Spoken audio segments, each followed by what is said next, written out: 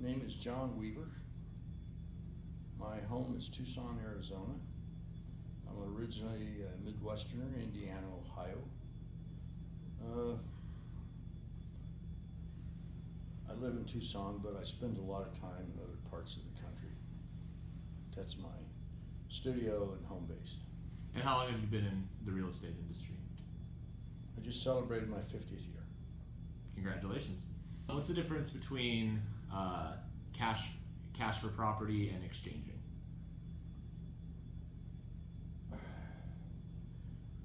Cash for property would be a conventional sale to me. When you sell for cash, a piece of real estate, buy, sell for cash, it's a pretty straight line until you run into something that there is no cash available. So the difference is that if somebody doesn't have cash or doesn't have real estate, you have to do service, be a service. So conventionally, we teach our real estate agents, if I may, MLS agents, to work in a confined area. We have a standard. The brokers want the agents to get listings so he can put the listings on the shelf. The agent goes out, gets listings, puts it on the broker's shelf. And the agent has to be members of organizations, multiple listing, board of realtors, da-da-da-da-da. And that is a big difference in what I chose to do. I can only say I was with a residential real estate company, and my first week I had to take a tour to look at homes. And I had to be at a place, and they put me on a bus, and we're going to go inspect homes. And we got down to a certain place, and I asked the bus driver, I said, could you let me off here? I gotta run in there to Circle K. Yeah. I went out the back door of the Circle K and didn't get back on the bus. So the difference is that that was a regimented, follow the leader, do what we do it this way, this way, this way, and don't deviate. Is that what you consider to be normal real estate or regular real estate? So for you, what attracted you to? Because I didn't feel like I should be. I wasn't a sheep. I wasn't going to jump through hoops to do that. Now, what I'm trying to say to you is I don't have bad feelings for that. That's where 90% of the real estate world is. And that's a great world, but it wasn't for my world. What's different about exchanging then? Not a lot, except the principle is much the same, but the method is totally different. We're working with other things. Exchanging goes back to the Galilee. Before there was money, there was exchanging. So, to me, I like bad times. I like upside down times in real estate. I like hurting people. I like people with big problems. I don't run from the guns, I run to the guns. I want people with major real estate problems that nobody else can solve. Exchanging is a method, one method of solving a problem. It's by far the alternative.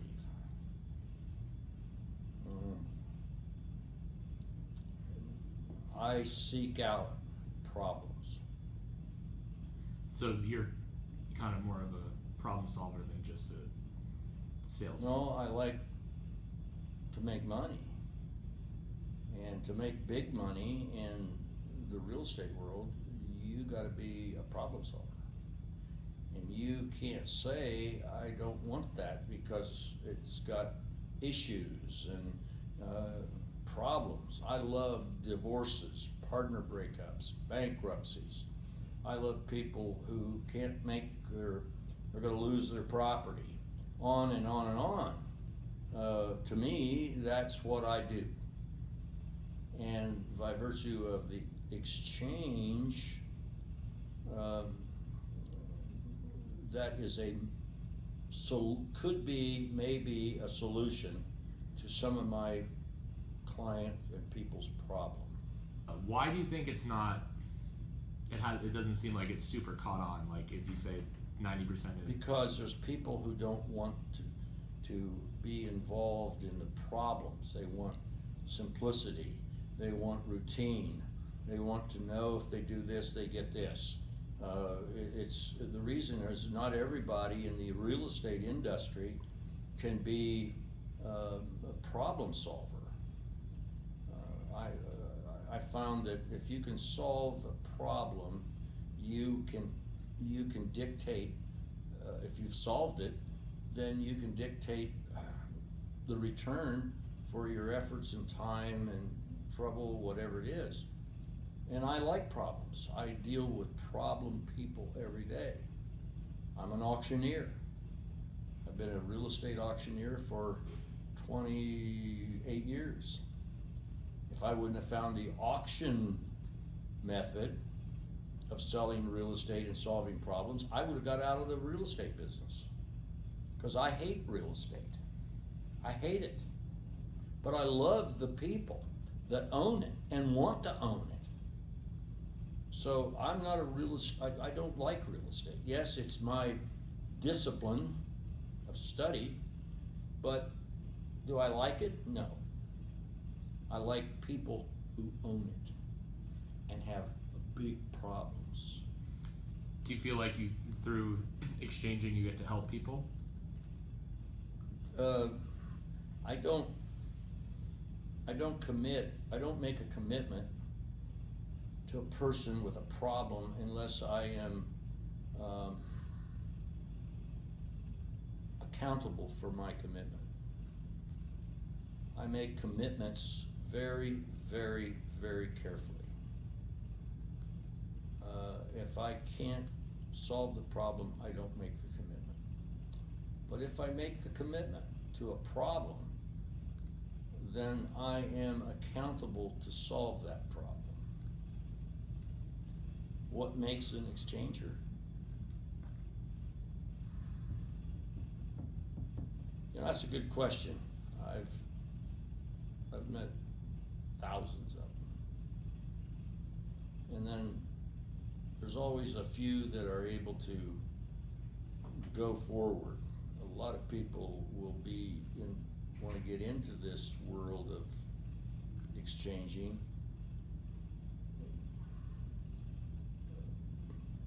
Marketing Institute, whatever, marketing equities, you know, that sounds good. I want to be like those guys. So we are an envy. People are envy of us, and they want to stick their nose underneath our tent. And we go, in this organization, we go all out to encourage them and help them and mentor them and educate them and tell them how smart we are and why we're so smart. And they come in one door and they're in here for a while and they disappear. I have what I call in my repertoire Weaver's Warriors. Weaver's Warriors. These are people that have expertise, their boots on the ground, they know they're warriors. All of them are very generous. We put on seminars, we do educational, we outside perspective person to be enlightened with what we do, and we feel it's our job to make them better and do what they do. So the reason exchanging groups, people, they come in and they fail. Real estate exchanging, problem solvers, we all have one thing, at least they don't know it, but we believe you gotta go down bumpy, dirty, washed out roads, off the beaten path to find something beautiful. And if you don't go down those paths of that road that's not a super interstate or good whatever, and you don't wanna go down that road, then you don't belong here. You got to go down a bumpy, dirty, dusty, washed out mud road to find something beautiful. I change people's lives. I am a conduit to changing people's lives. I give as much as I can. I am an abrupt person. I am not a person that, I like to hear 10 no's before I get a yes. I look for beautiful places. And that beautiful place is when I take my commission check to my banker and she don't ask me where I got the money, how I got the money. She takes her stamp on the back of my check and goes 1, 2, 3, and she says, how do you want this money? That's something beautiful. But that is a side benefit to do what I do. Because if I've identified the right problem, I made a commitment to solve it, and I was accountable, then, and I have brought it to where it should be, then I deserve big paychecks. I am not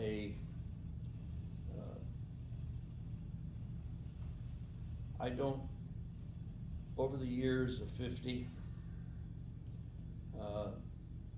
I have owned a lot of real estate.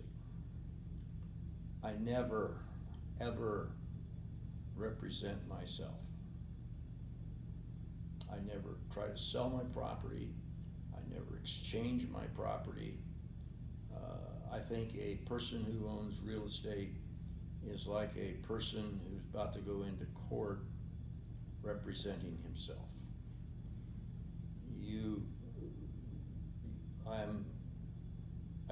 I want someone else to, I want to pay a broker.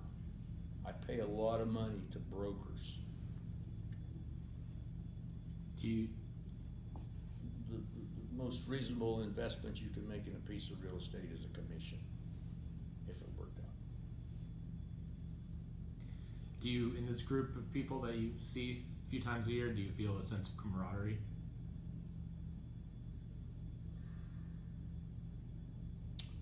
I told you I have warriors. And I identify those warriors over the years. In the Marine, spent 8 years in the United States Marine Corps. And there were soldiers, and there were officers, sergeants, and then there was soldiers. But all of them, at one time or another in their military, experienced something extra. So my warriors are people who do extra things. Back to the group, you build in this group relationships. And the first thing that we teach young Marines relationship. When you go to boot camp as a U.S. Marine, within 3 days, you have built a cohesive group of people, and you have a relationship with those people. Those people know how to make a commitment, and we teach them to be accountable for that commitment. And if you can't be accountable, then don't make the commitment. So this group represents to me, my warriors are people who can make a commitment and be accountable for it. That's what I find a group, core group inside the organization. Do you like your job? No. Why not? Do I like it? No. It has been my discipline. I have a degree in marketing, Indiana Marketing Institute. I know the difference between for sale and marketing. We leave a lot to be desired for marketing. I love marketing. I love that. As far as what this is, exchange groups, it's a method for me to find solutions to problems that I may have in my work. Do I like it? Love it? I said no, but yeah, I like it, but I'm at the age now in my career after 50 years and 30 some years in exchanging that what I do at this group is it's rejuvenating at my age. I look at it as rejuvenating, and I like that. I've got nobody to give me enthusiasm, and you begin to change your attitudes about a group like this. And I'm involved in several groups, not just this group. I work outside this group. So what this group does for me mostly is to give me encouragement, to revitalize me. I would rather be fly fishing, okay? But I get rejuvenated fly fishing when I get around other fly fishing people. When I'm fly fishing by myself, I like to come at the end of the day or during the day. It's not how many fish I catch or how many deals I close. It's who did I fish with this day? Who was this person? What was my experience with this person? This group gives me encouragement, and these are people I like to fish with. So that's very simple, and I appreciate you taking the time to question an old guy like me. I'm 77 years old, but I got low good mileage, and I take care of myself. I'm very lucky. I have good health. I'm lucky to be alive, and I look at everybody as I believe in what Will Rogers said. And it was an error. Most people don't even know who Will Rogers was. But Will Rogers made this country laugh, smile during the Great Depression of our country. He wasn't a politician. He wasn't a war hero. He was a cowboy comedian. All he had was a rope, and he would go on stage to thousands and thousands of people at a time when we couldn't smile during the Depression. And one time he was doing a show in Denver, Colorado, and a young cub reporter for the Denver Post came to Will Rogers and said, "Would you mind me interviewing like we are?" And Will Rogers said, "Absolutely." And they began to talk. And Will Rogers said, "I never met a man I didn't like." Brand. go to Will Rogers's gravestone, it says, Will Rogers, I never met a man I didn't like. What that Cub reporter failed to put in the Denver Post the next day was really what Will Rogers said. This is what Will Rogers said to the young Cub reporter of the Denver Post. He said, young man, I've never met a man I didn't like. The longer I knew him, the less I liked him. Boy, think about that. The longer I know him, the less I like him. True warriors, the longer you know them, the more you love them, the more you respect them, the more you admire them, and the more you embrace them. And I will tell every young person coming into this business, listen to old warriors in this business. Don't listen to people who tell you how successful they are. Listen to people who have had wrecks, failures, on and on, bumpy roads, dirt roads, and listen to those people. Those are the people you want to listen to. It's been around a while. I ask you all, we can buy information. It's available, it's for sale. We can ask Alexa anything, and we get a response. We pay for information today. We buy knowledge. This guy's knowledgeable. We can hire him, employ him. We can read his texts, and you can but let me tell you what you can't buy, and I ask you all to Google this. Put in, what is wisdom? You're not going to get much back. My warriors are wisdom. They have wisdom. That's what this group does for me. It's not for sale. Can't buy it. Can't Google it.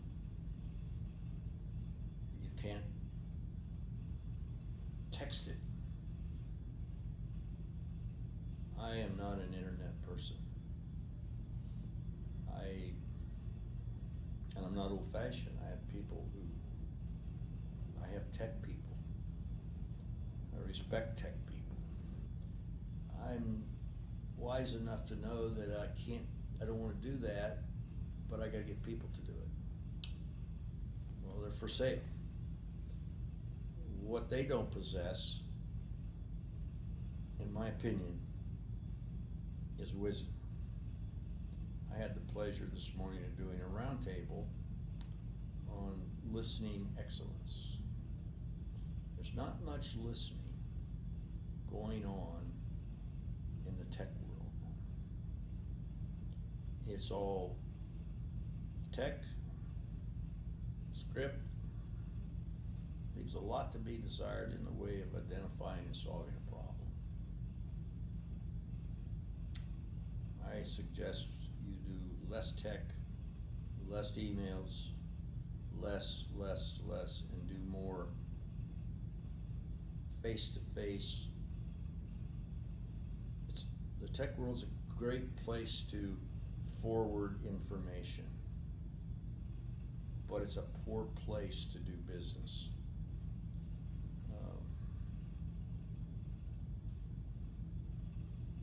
I remember being a marketing media man. I remember a commercial that was done by Delta Airlines.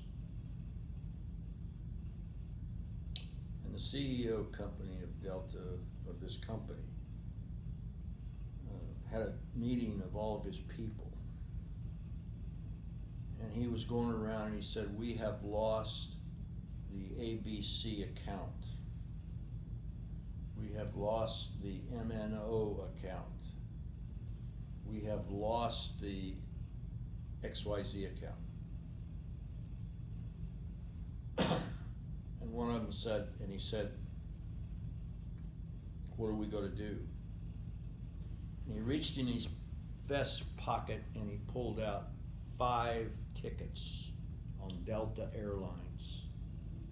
He says, George, you're going to go see our old client, ABC. You, Sam, you're going to go see MNONP. And you, Lois, are going out to see our old great client, XYZ.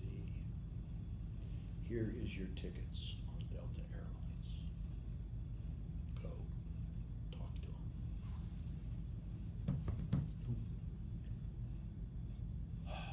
Boy, we're not doing that today. Any final words? Final thoughts? Not unless you got questions. Can you give me an example of a problem you solved in the past that you can talk No. about? No? Okay, fair enough.